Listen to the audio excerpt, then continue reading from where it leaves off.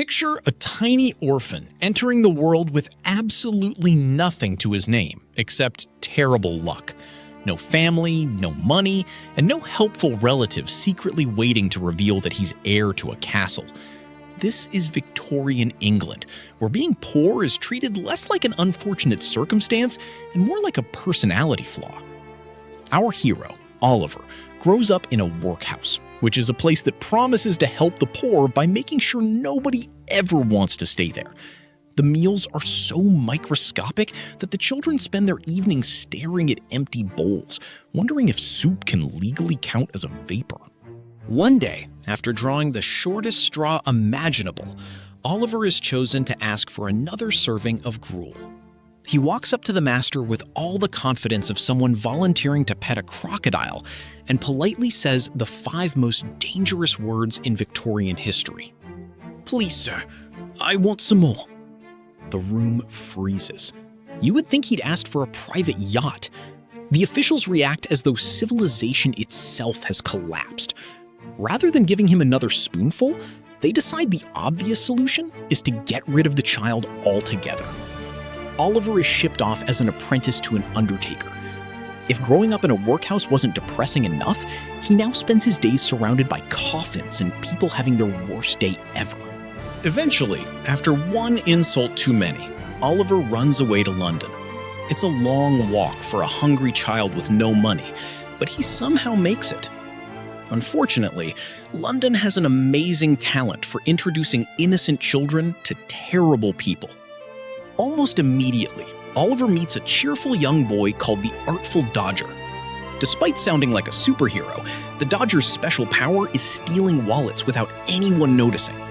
He introduces Oliver to an elderly gentleman named Fagin. Now, Fagin seems friendly enough. He gives Oliver food, a place to sleep, and a room full of boys who all appear mysteriously unemployed, despite somehow having watches, wallets, and handkerchiefs appearing out of nowhere every day.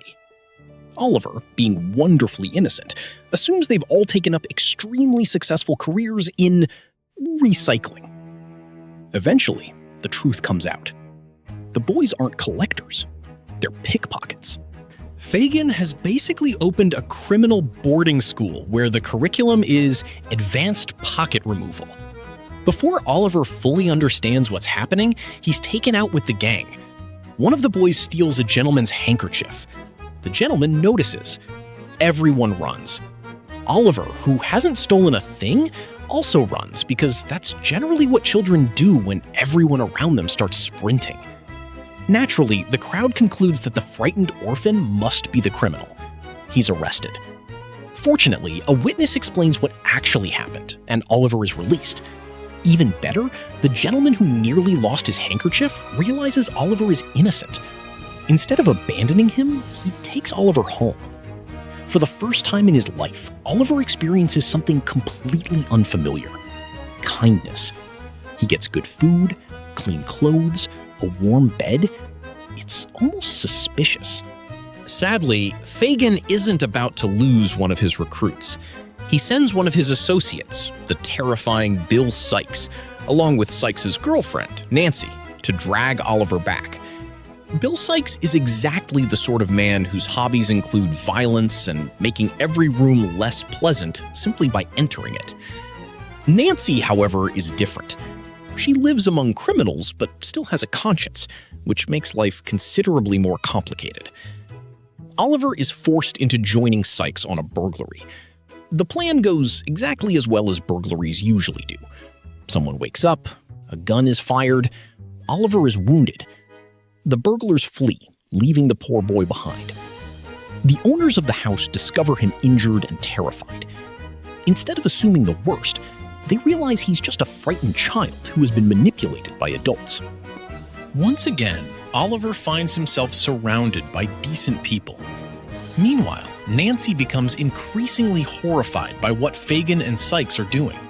She secretly meets Oliver's new friends and warns them that the criminals are plotting to kidnap him again. It's an incredibly brave decision. Unfortunately, secrets have a terrible habit of becoming public. Bill Sikes discovers Nancy has betrayed the gang. In one of the darkest moments of the story, he murders her in a fit of rage. Even the hardened criminals are horrified. Sykes flees across the countryside, haunted by guilt and hunted by the authorities. His escape ends in spectacular fashion when, trying to climb across rooftops with a rope, he accidentally causes his own downfall. Sometimes justice doesn't knock politely. Sometimes it lets gravity handle the paperwork.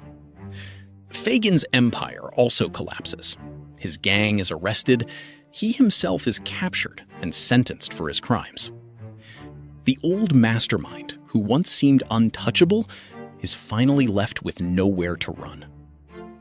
Throughout all of this, another mystery has been quietly unfolding.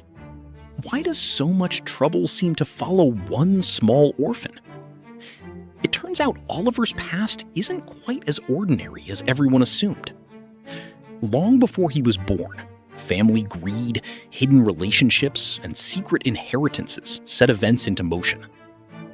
Several people have been trying to erase Oliver from the picture because his existence threatens their claim to a fortune.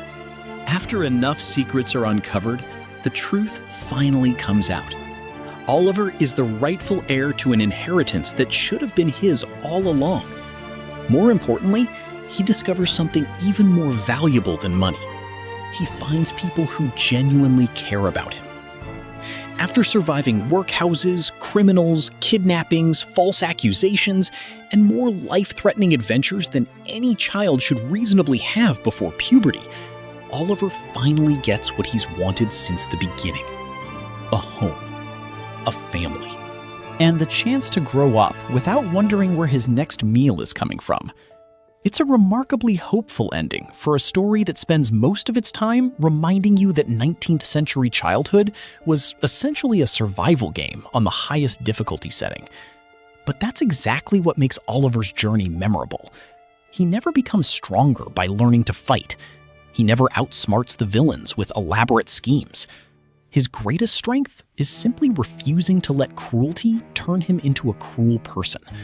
Surrounded by greed, violence, and corruption, Oliver remains kind. And in the end, kindness proves far more durable than any criminal empire. Not bad for a boy who only wanted one more bowl of soup.